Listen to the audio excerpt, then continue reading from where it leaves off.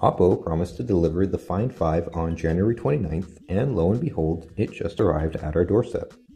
The Oppo Find 5 was one of the first of a growing gang of new Android flagships with 5-inch 1080p screens.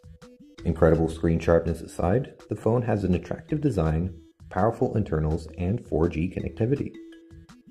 Inside the box, you'll find the Oppo itself,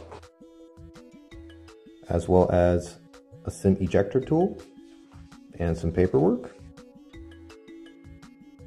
There are some NFC tags included, as well as an AC adapter, a micro USB cable, and some headphones. The Oppo Find 5 is not a small device, but is perfectly tolerable by current standards. It's as tall and wide as its direct competitors, the HTC Droid DNA and Sony Xperia Z, and even the Galaxy S3. In terms of thickness, it's between the DNA and the Z, measuring at 8.9mm thick. It's heavier than both though, tipping the scales at 165 grams, which isn't too excessive by any means, as we've handled heavier phones with smaller screens. Speaking of screens, the Find 5 has a 5-inch IPS LCD of 1080p resolution. It's about as many pixels as you'd find on your HDTV. But since it's a pocketable device and not something you bolt to the wall, a high resolution results in a whopping 441 pixels per inch. The screen is sharper than the WXGA screen on the Nexus 4, though you need to look at a comfortably small text to spot the difference. The IPS technology does a good job of preventing color shifting and contrast degradation when you view the display at an angle. The Oppo Find 5 back is made of plastic, while the front has a steel frame, which takes 4 hours and 12 manufacturing processes to make. The smartphone is really well put together and wouldn't look out of place next to the Sony Xperia line of phones, for example.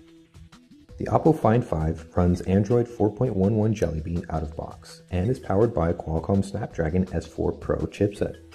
The quad-core Crate CPU and Adreno 320 GPU easily handle the high-res screen, and together with Project Butter make everything run smoothly. It's not stock Android, mind you, as Oppo has put together its own launcher, along with widgets and some basic apps. Some might not like the bright, colorful style of the icons and the Optimus UI's influence on Oppo's customizations, but things look functional and the use of tabs throughout the interface is welcome. The launcher uses big icons, only 4 will fit in a row, and there are 5 rows in total. That's not much considering the screen size, but at least Oppo uses high-resolution graphics for them. Also, the Find 5 has dedicated capacitive Android keys, so you don't lose part of the screen to on-screen buttons. The notification area has a scrollable list of power toggles which you can rearrange and hide the ones you don't need. The app drawer houses both shortcuts and folders, but not widgets. Those you pull out from a different drawer on the home screen, similar to how TouchWiz used to work several versions ago. You can rearrange home screens with a standard pinch gesture, and you can add up to 9 of them, more than on other launchers. The Oppo Find 5 has a built-in switcher, so you can easily try out new launchers if the stock one isn't to your liking. The camera uses a custom interface that's almost identical to other UIs we've seen. It can take 13 megapixel stills and do HDR and fast burst shot. The video camera can record videos at up to 1080p resolution and has HDR mode for video, something that we've only seen on the Xperia Z until now. Oppo loaded the Find 5 with Quick Office and a capable file browser.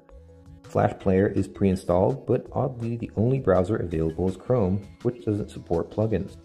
The Find 5 also comes with a couple of NFC stickers, but no app to manage them. You can easily fix all of these shortcomings, however, with a quick trip to the Google Play Store.